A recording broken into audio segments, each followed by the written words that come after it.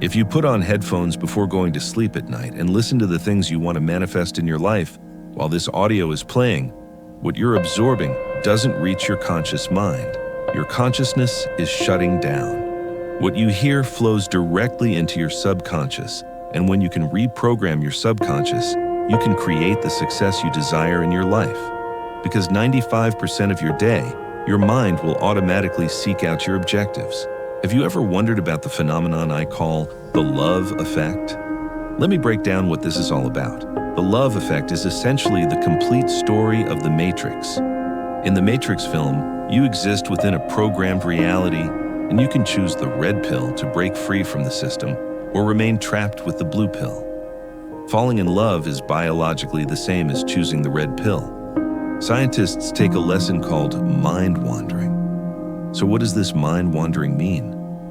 Your consciousness either focuses on the work you're doing, or your mind drifts into some thoughts that have nothing to do with it. If consciousness is in the foreground, everything in your life, your desires, goals, purposes, are under your control. But when consciousness goes offline, when you start drifting into thoughts, control leaves you and autopilot kicks in. So the important idea here is this. If you suddenly find yourself lost in thought, it means your subconscious has kicked in. This is quite a negative situation because whenever the mind is alert, consciousness is active, meaning you're in control. But in the subconscious, you're not in control. Whatever programming you have, that's what's running. We said falling in love is biologically choosing the red pill. Because this situation keeps you in thought, it keeps you conscious. When you're standing in front of the partner you've been searching for your entire life, instead of thinking about your work, you become happy and present in that moment. Let's look at it from a different angle. Every day of your life can be unhappy and terrible. You're in a period where you're depressed, and one day you meet that person. Then just 24 hours later, the world starts seeming like paradise to you. After 24 hours, you say, "I love living." Your job isn't such a bad job anymore. Food becomes more delicious. Music becomes more enjoyable. So what changed? 24 hours ago, everything was negative. Now you're living heaven on earth. The answer is this. You chose to take the red pill. Falling in love corresponds to this. Right at that moment, you shut down the program you had and reactivated your conscious mind. By definition, you reactivated your desires and wishes. What do you want in your life? If you want to answer this question correctly, your consciousness needs to be active because desires and wishes are in consciousness. You act from consciousness 5% of the time, and your subconscious manages you for the remaining 95%. Falling in love comes 95% from consciousness. You focus on your desires and wishes 95% of the day. Think about it. Your life was terrible up to this point. But for just 24 hours, focus on your desires instead of your programming. But what I tried to explain in my Honeymoon Effect book is this. You still inevitably have to think about life, your job, your household chores, your needs, things you have to do, bills. The moment you start thinking about these, you return to the blue pill, back to the program. In this case, the 95% negative thoughts in your subconscious emerge and the honeymoon effect ends.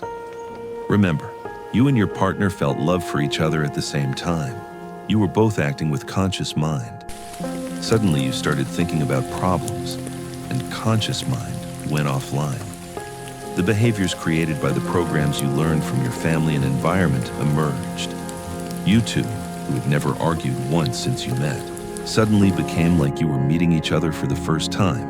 Each other's actions started catching your eye and annoying you. In fact, if you had done these behaviors on your first meeting, you probably wouldn't have even met a second time. So why did these behaviors emerge? Because you stopped being conscious and gave the steering wheel to the program. So how do you teach people to keep their honeymoon alive? By changing their subconscious programs. Now I'll explain very simply. Consciousness is desires and wishes. The subconscious is completely programming. So what would happen if I took these desires and wishes and made them into programming? I wouldn't even need to think. Automatically, 95% of my day, I would do the behaviors required by my desires and wishes. Reprogramming the subconscious with desires means you won't even need to think. You'll be successful. Whatever you want, because 95% of your day your programming will automatically work for your goals.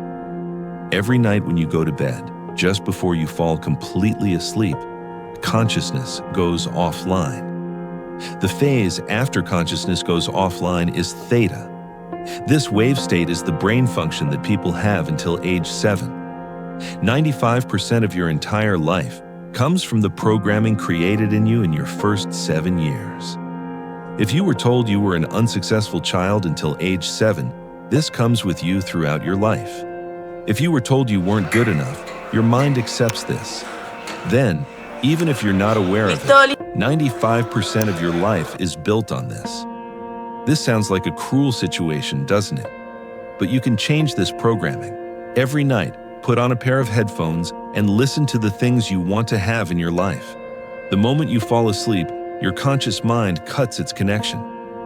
As soon as it cuts off, if this program is playing, what you hear doesn't go to your conscious mind. Consciousness is offline. What you hear goes directly to your subconscious. This is called self-hypnosis.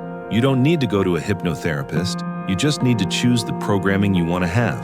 You can apply this to yourself.